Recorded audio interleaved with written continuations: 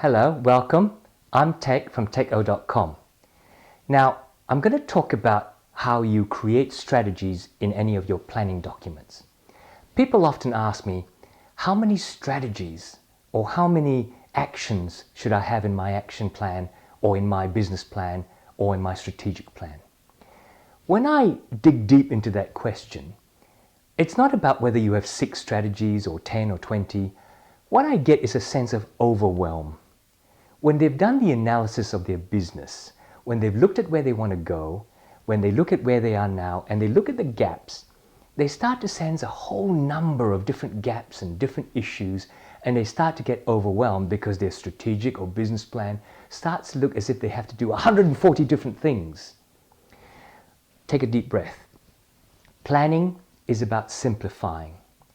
The best plans fall apart within a day of their being published because something happens that doesn't quite generate what it is you're supposed to do.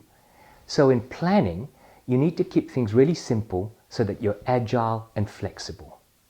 So the one way I do this is when I'm faced with a whole lot of different issues and a whole lot of different gaps that I have to bridge and a whole lot of different things I have to fix in order to get from where I am to get to where I want to go, is I use the technique of key strategic issues.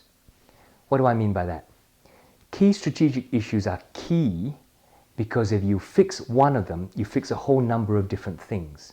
For example, if you create a better marketing plan, you start to fix things like you're not contacting enough potential customers or your sales are falling behind. So there's a whole lot of different issues that you fix if you fix this one reasoning motivational thing at the top. They are strategic because they're high level. You don't really have to worry about how many ads you have to place. You just need to worry about making sure you're contacting the right customers. So key strategic issues mean those issues where you fix one and you fix many. How do you get there? You do your SWOT, your strengths, weaknesses, opportunities, and threats exercise just like anything else. Then you ask in each of those areas that you have strengths or weaknesses or opportunities or threats that lead to the kind of bridging of gaps that you need to do or the kind of issues that they really arise, you ask yourself 2 questions. One is, what is that effect on my attaining the vision in my business? How does it affect it?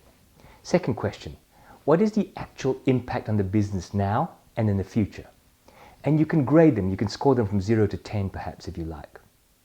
If you combine these 2 questions, looking at each individual issue that arises from your planning analysis, and you combine these 2 questions, and those that score high, say on a scale of 0 to 10, anything from 5 to 10, if they score high, both score high, then they're likely to be high impact issues, and they're starting to become your key strategic issues. Once you've identified those, go and look at them and start to chunk them. Place issues that are similar to each other next to each other and think through whether or not you can summarize them into one big issue, or maybe one of them is actually capable of solving a couple of others. Chunk them and then strategize on those high impact key strategic issues.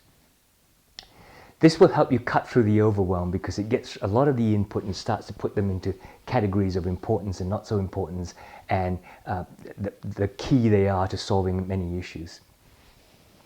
Remember, planning is about simplification. Fix one thing if you can that fixes many things. Because if you dig into the underlying many problems that you have, you get so tired that you lose the big picture.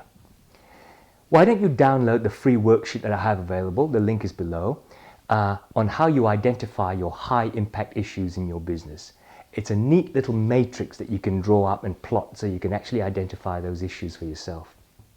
This is part of my one-day business planning process. So if you're interested in that, get across to my website, techo.com, click on the products page, and you find there an online training program called the One Day Business Plan. Have a look at it. I'll see you soon.